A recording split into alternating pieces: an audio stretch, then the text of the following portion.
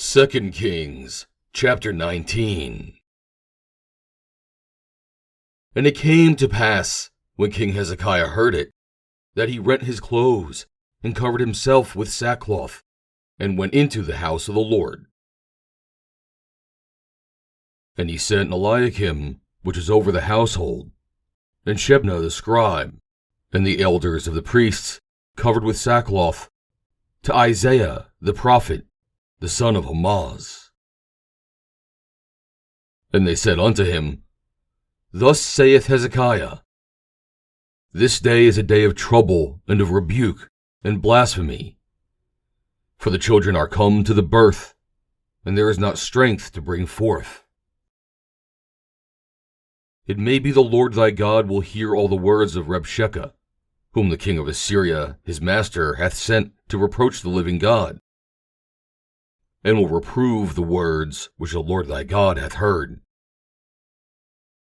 Wherefore lift up thy prayer for the remnant that are left. So the servants of King Hezekiah came to Isaiah. And Isaiah said unto them, Thus shall ye say to your master, Thus saith the Lord, Be not afraid of the words which thou hast heard, with which the servants of the king of Assyria have blasphemed me. Behold, I will send a blast upon him, and he shall hear a rumor, and shall return to his own land. And I will cause him to fall by the sword in his own land. So Rabshakeh returned and found the king of Assyria warring against Libnah, for he had heard that he was departed from Lachish. And when he heard say of Tirhakah, king of Ethiopia, Behold, he is come out to fight against thee, he sent messengers again unto Hezekiah, saying, Thus shall ye speak to Hezekiah, king of Judah, saying, Let not thy God in whom thou trustest deceive thee, saying, Jerusalem shall not be delivered into the hand of the king of Assyria. Behold, thou hast heard of what the kings of Assyria have done to all lands, by destroying them utterly. And shalt thou be delivered? Have the gods of the nations delivered them, which my fathers have destroyed? As Gozan, and Haran, and Rezeph, and the children of Eden, which were in Thelasar? Where is the king of Hamath, and the king of Arpad, and the king of the city of Sepharvaim, of Hena, of Ivah? And Hezekiah received the letter of the hand of the messengers, and read it. And Hezekiah went up to the house of the Lord, and spread it before the Lord. And Hezekiah prayed before the Lord, and said, O Lord God of Israel, which dwellest between the cherubims, Thou art the God, even thou alone, of all the kingdoms of the earth. Thou hast made heaven and earth. Lord, bow down thine ear and hear. Open, Lord, thine eyes and see, and hear the words of Sennacherib, which hath sent him to approach the living God.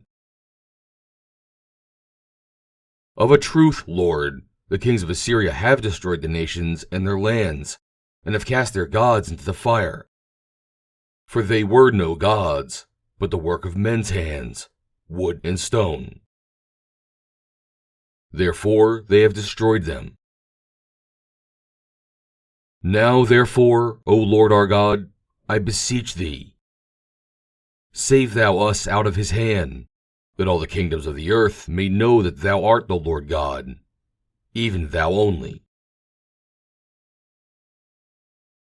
Then Isaiah the son of Amoz sent to Hezekiah, saying, Thus saith the Lord God of Israel, That which thou hast prayed to me against Sennacherib king of Assyria, I have heard. This is the word that the Lord hath spoken concerning him. The virgin, the daughter of Zion, hath despised thee, and laughed thee to scorn. The daughter of Jerusalem hath shaken her head at thee. Whom hast thou reproached and blasphemed? And against whom hast thou exalted thy voice, and lifted up thine eyes on high? Even against the Holy One of Israel.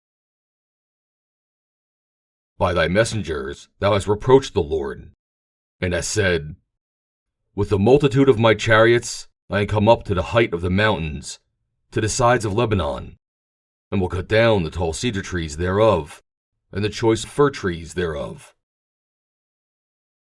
And I will enter into the lodgings of his border, and into the forest of his Carmel.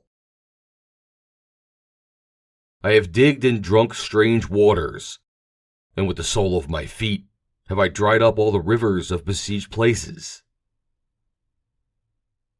Hast thou not heard long ago how I have done it, and of ancient times that I have formed it?